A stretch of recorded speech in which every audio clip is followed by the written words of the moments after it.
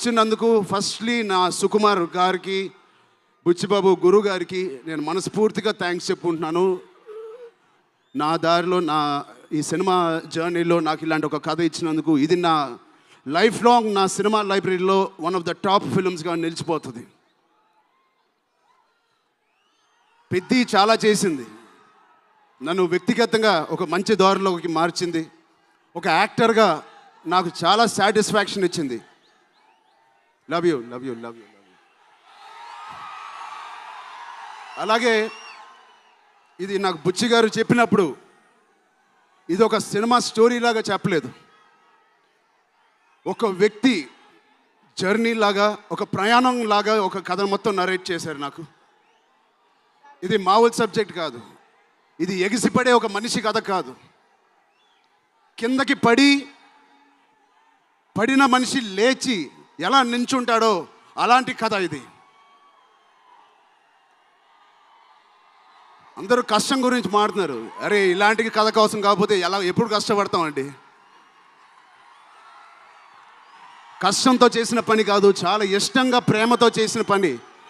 ప్రతిరోజు లెగిసి పొద్దునే షూటింగ్ ఎప్పుడు వెళ్ళాలా, జిమ్ చేసి షూటింగ్ ఎప్పుడు వెళ్ళాలా అని అనిపించిన one of the rarest films నాకు.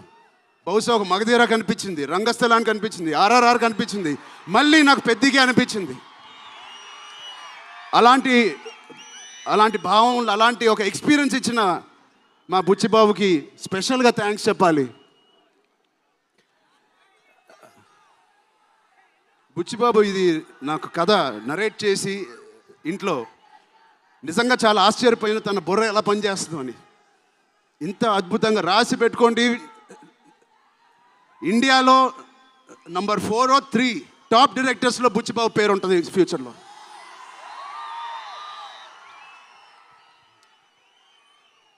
సో అంత మంచి ఎక్స్పీరియన్స్ ఇచ్చిన బుచ్చిబాబు గారికి చాలా చాలా థ్యాంక్ యూ. ఇలాంటి సినిమా ఒప్పుకోవడానికి నాకు ఒకటే బలం నా మనసులో, ఇలాంటి సినిమా చెయ్యాలి అని. ఎవరు కాదు, అది మీరే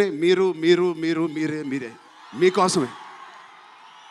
నిజంగా ఏ ఆర్టిస్ట్కైనా వాళ్ళ అభిమానుల నుంచి, వాళ్ళ శ్రేయోభిలాషుల నుంచి ఇలాంటి ఎక్సైట్మెంట్, ఇలాంటి ఎంకరేజ్మెంట్ లేకపోతే ఎందుకు చేయాలండి సినిమాలు?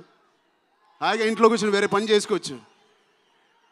మీకోసం చేతులు ఇరక్కొట్టడమే కాదు, రక్తం చింది కూడా పని చేస్తాను మీకోసం.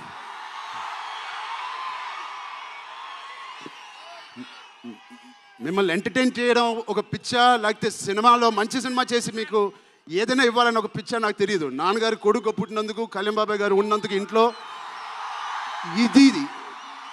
ఇది తప్ప నాకు ఇంకేం తెలియదు. బహుశా ఇంకోటి తెలుసుంటే ఇలా ఇంత పెద్ద ఆర్టిస్ట్ నేను ఒక ఫీల్డ్లో అయ్యేవాడిని కాదు. నాకు తెలిసిందల్లా సినిమా సినిమా సినిమా